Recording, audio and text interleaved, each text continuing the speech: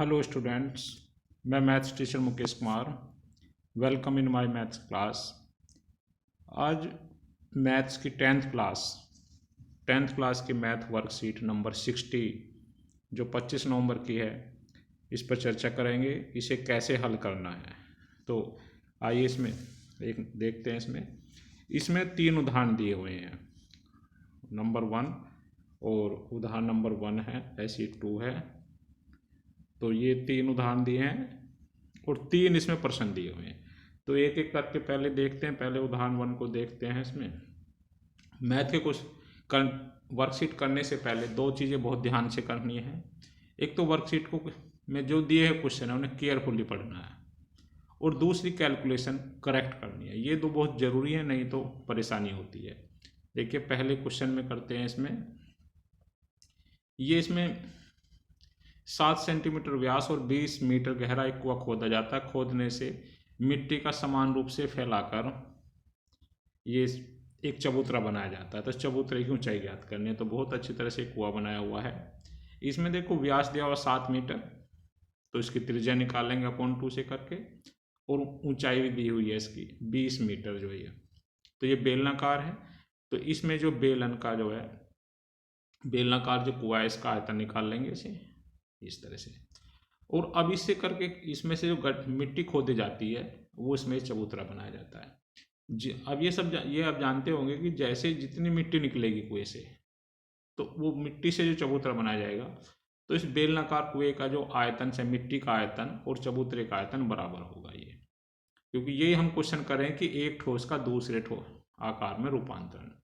तो कुएं से निकली हुई मिट्टी का आयतन चबूतरे की मिट्टी का आयतन। तो कुएं से जो निकली हुई मिट्टी है उसका जो आकार है बेलनाकार है, तो बेलन का आयतन पाई आर स्क्वायर एच करेंगे। पाई का मान रखेंगे, आर का मान 7/2 है, स्क्वायर करेंगे, और एच ये दिया हुआ इसमें ये 20 मीटर है, 20 मीटर एच है। अब इक्वल टू, अब ये जो चबूतरा है, देखो चबूतरा में एल बी एच तीनों है, लंबाई चौड़ाई ऊंचाई। तो ये घनाभ के आकार का हो जाएगा, तो इसका आयतन हो जाएगा एल बी एच। तो ये दो एल दिया हुआ है और ये बी दिया हुआ है, एल 22 और बी 14, एच निकालना। इसे हल करके इसमें 2.5 मीटर इसकी ऊंचाई रहेगी। अब जो इसमें जो इसी तरह से जो है उदाहरण नंबर जो 2 पर आते हैं। इसमें उदाहरण नंबर देखो, इसमें जो है ये 6 मीटर चौड़ी और 1.5 मीटर गहरी एक नहर में पानी 10 किलोमीटर प्रति घंटा स्पीड से बह रहा है। 30 मिनट में कितने क्षेत्रफल की सिंचाई कर पाएगी, जबकि सिंचाई के लिए 8 सेंटीमीटर गहरे पानी की आवश्यकता है। तो ये देखो इसमें इन्होंने फिगर अच्छी तरह से बनाई हुई है ये। तो इसी के ये नहर जो है, तो नहर घनाभ के आकार की हो जाएगी इसमें, और ये चौड़ाई भी दी हुई है, इसमें गहराई भी दी हुई है, और ये स्पीड दी हुई है। इस स्पीड से जो है ये बह रही है इसमें ये। तो देखो इसमें अब इसमें जो है नहर की ये दोनों चीज़ हमें दी हुई है, और पानी की चाल जो है 10 किलोमीटर प्रति घंटा है। तो इसे जो हमें मिनट में बदलना पड़ेगा। मिनट में, क्योंकि इसमें पर्सन में जो दिया हुआ है, ये देखो ये कितना है, 30 मिनट। पर्सन में दिया हुआ 30 मिनट में, तो 30 मिनट के हिसाब से जो क्वेश्चन को चेंज करना पड़ेगा। तो 1 मिनट के लिए पहले 1 मिनट क्यों पहले 1 मिनट के हिसाब से निकालेंगे ये 1 मिनट में। तो पानी की चाल 10 किलोमीटर प्रति घंटा है, मिनट को करने के लिए 60 से डिवाइड करेंगे इसे, तो ये 1 मिनट का आ गया इसमें। 1 मिनट का इतना 1500 मीटर क्यूब। अब 30 मिनट में करेंगे तो 30 से गुना कर देंगे, तो ये 45,000 मीटर क्यूब आ जाएगा। अब देखो ये जो 30 मिनट में बहे पानी का आयतन है।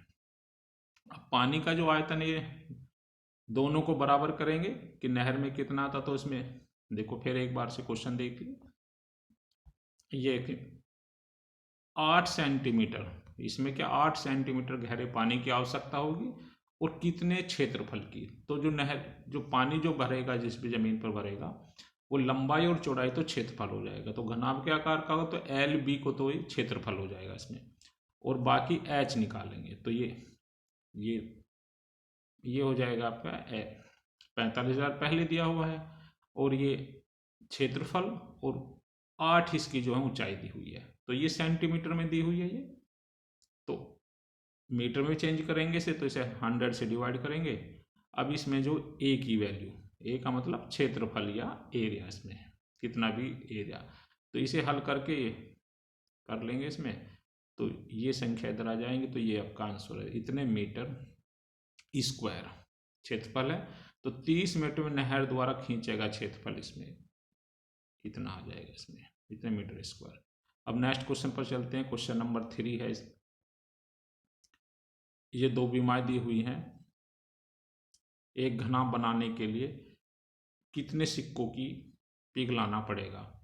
अब देखो सिक्के के, और इनको ये पहले तो दे दिया इन्होंने कि पहले तो घनाभ क्या करती है ये, और दूसरे जो सिक्का जो ये जितने सिक्के मिले हुए हैं इसकी क्या करती है, तो ये फिगर में क्लियर कर दिया। ये सिक्के हैं, इनसे एक घनाभ बनाना, तो सिक्कों की बहुत ज़्यादा संख्या होगी, तो सिक्कों की पहले सिक्के का आयतन निकालेंगे और घनाभ का आयतन निकालेंगे।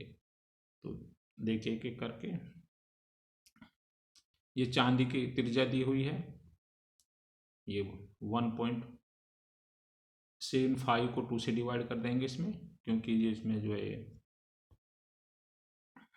व्यास दिया हुआ है, व्यास दिया तो इसके आधा करेंगे इसमें। और ये 2 mm, इसको भी सेंटीमीटर में 10 से डिवाइड करेंगे, तो 2/10 या 0.2 सेंटीमीटर इसकी मोटाई हो जाएगी। तो ये दो चीज़ जो आपकी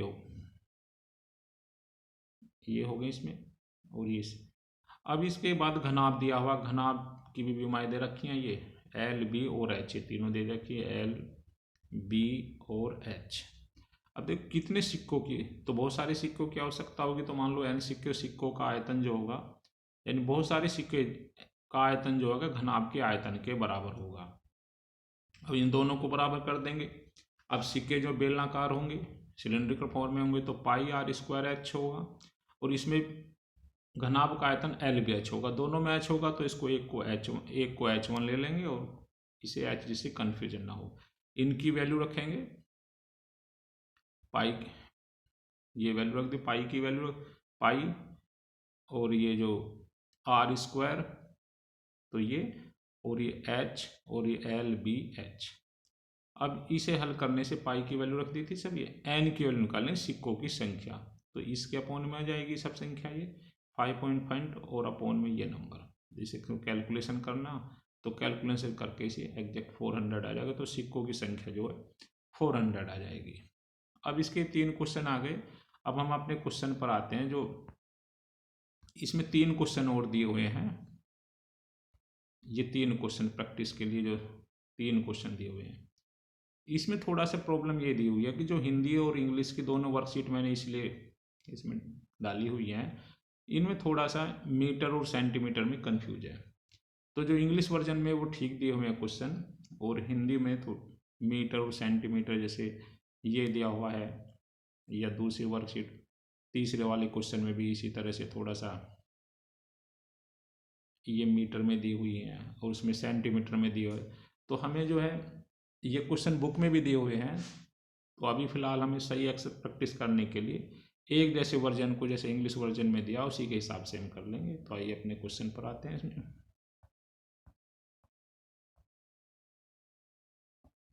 ये देख सकते हैं, मैं दोनों वर्जन दे रखे हैं, इसमें कोई से वर्जन में देख सकते हैं, क्वेश्चन में डाउट ना हो। तो पहला क्वेश्चन है, इसमें जो है ये व्यास 3 मीटर का एक कुआं 14 मीटर गहराई तक हो जाता है, इसे निकाली गई मिट्टी कुएं के 4 और 4 मीटर में एक वृत्ताकार विलय बनाते हुए समान रूप से एक बांध बना जाता है, इस बांध की ऊंचाई ज्ञात करनी है।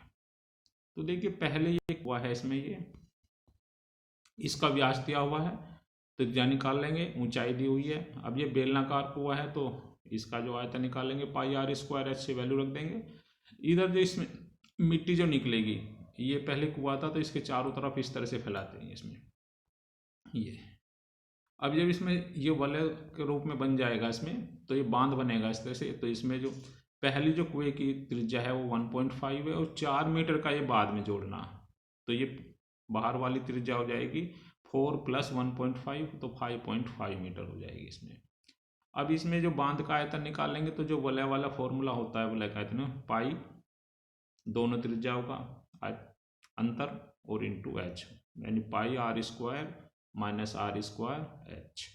ये वैल्यू r बड़े वाली होती है इसमें, तो 5.5 और स्मॉल r 1.5 का स्क्वायर माइनस एच। अब इन दोनों को देखिए कुएं से ये पर्सन में निकाली गई मिट्टी का जो आयतन है बांध का आयतन के बराबर हो जाएगा। तो कुएं से निकाली गई मिट्टी जो बेलनाकार है पाई आर स्क्वायर एच होगा, अभी लिखा था ऊपर ये, और ये बांध का आयतन है, वे दोनों की वैल्यू देंगे। इसे a square minus b square के फॉर्मूले से हल कर देंगे, एक equal to a plus b और ए माइनस बी, और ये हल करके इस तरह से एच का मान 2.2/2 डेट इज 1.21 बांध की ऊंचाई जाएगी। तो ये पहला क्वेश्चन है। अब दूसरे क्वेश्चन पर चलते हैं। ये पहले ये 59 में भी वर्कशीट में आया था क्वेश्चन, बिल्कुल कल जो इससे पहले वाली वर्कशीट आई थी उसमें भी यही था, लेकिन हिंदी वर्जन में और इंग्लिश वर्जन में इसमें क्या है, ये जो एक किसान अपने खेत में देखो 10 मीटर व्यास वाली और 2 मीटर गहरी एक बेलनाकार टंकी का आंतरिक व्यास, इसमें जो मीटर और सेंटीमीटर में, तो इंग्लिश वर्जन के हिसाब से हम जो हमने कल किया था कि फिर से दोबारा करना है क्वेश्चन ये, तो एक जैसा ही क्वेश्चन रहे जिससे कन्फ्यूजन ना रहे इसमें। तो ये इसमें जो है मीटर और सेंटीमीटर का क्वेश्चन दिया, तो मैंने लिख दिया इसमें दोनों वर्जनों को देखते हैं कि पहले वाले में सेंटीमीटर में दिया था और अब जो दिया ये मीटर में कर दिया इसमें। तो हम एक ही वर्जन है जैसे पहले क्वेश्चन किया था उसी के हिसाब से ले लेंगे, सेंटीमीटर में ले लेंगे इसमें ये क्वेश्चन। तो ये पाइप का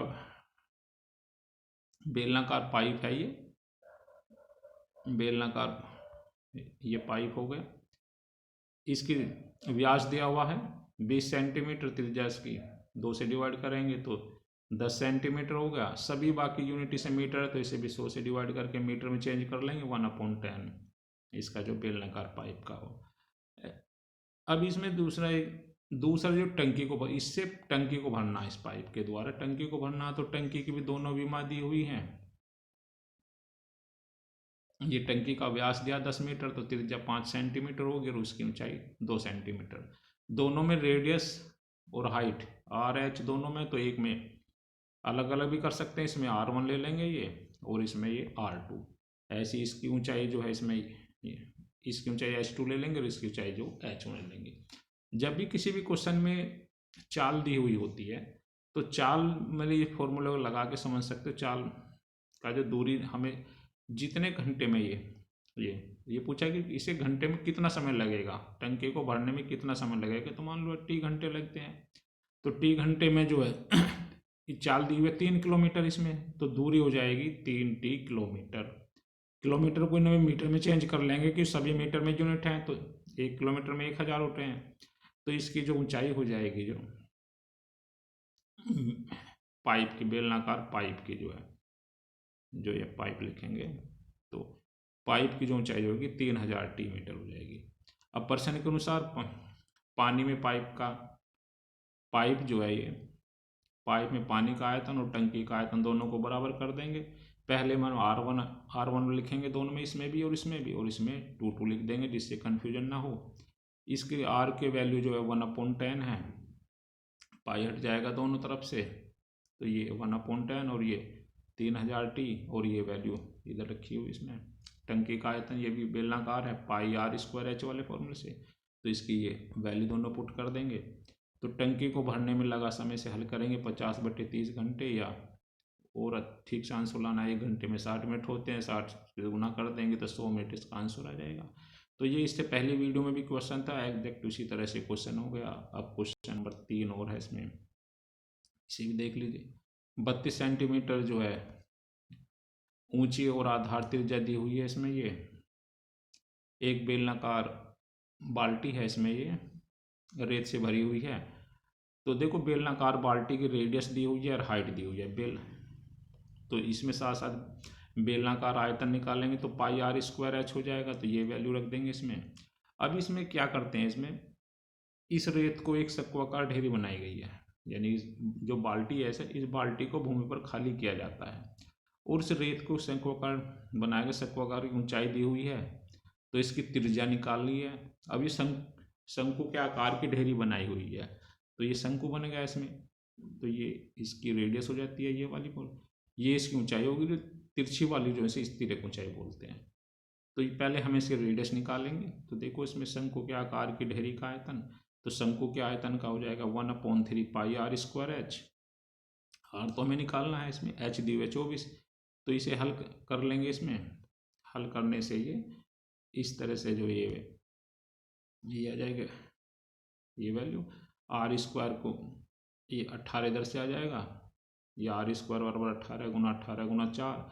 आर जो इसका वर्गमूल निकालेंगे तो इसका 2 बार है तो 18 आ जाएगा, और 4 का 2 आ जाएगा, तो 18 दूनी 36। तो इसकी ऊंचाई हो जाएगी, सॉरी ऊंचाई नहीं, त्रिज्या, तो ढेरी की त्रिज्या जो हो जाएगी 36 सेंटीमीटर हो जाएगी। अब इसमें दूसरी चीज़ और निकालनी है इसमें, कि उसकी शंकु के आकार ढेरी की तिर्यक ऊंचाई ज्ञात करनी है। तो तिर्यक ऊंचाई का भी जो फॉर्मूला आपने पढ़ा था, ये तिर्यक ऊंचाई है, इसे एल से लिखते हैं, तो एल स्क्वायर बराबर h square plus r square के फॉर्मूले के बराबर होती है। ये दोनों पास में है, एच 24 दिया हुआ है इसमें, और आर अभी निकालिए 36 सेंटीमीटर, 24 का स्क्वायर करेंगे तो 576 होती है, 36 का वर्ग करेंगे तो 1296 गुना, वर्ग का मतलब 36 की 36 में गुना, दोनों को जोड़ दो, एल स्क्वायर बराबर 1872 आएगा। एल का मान जो है इसका वर्गमूल निकालना। अब ये वर्गमूल इस तरह से निकाल सकते हैं, इसमें जो दो का संख्याओं का एक युग्म बना लेंगे, पेयर बना लेंगे, तो ये 13 का नहीं बन पाएगा पूरा, तो ये करेंगे इसमें, तो ये इस तरह से गुना करके 12 वर्गमूल 3 सेंटीमीटर तिर्यक ऊंचाई हो जाएगी।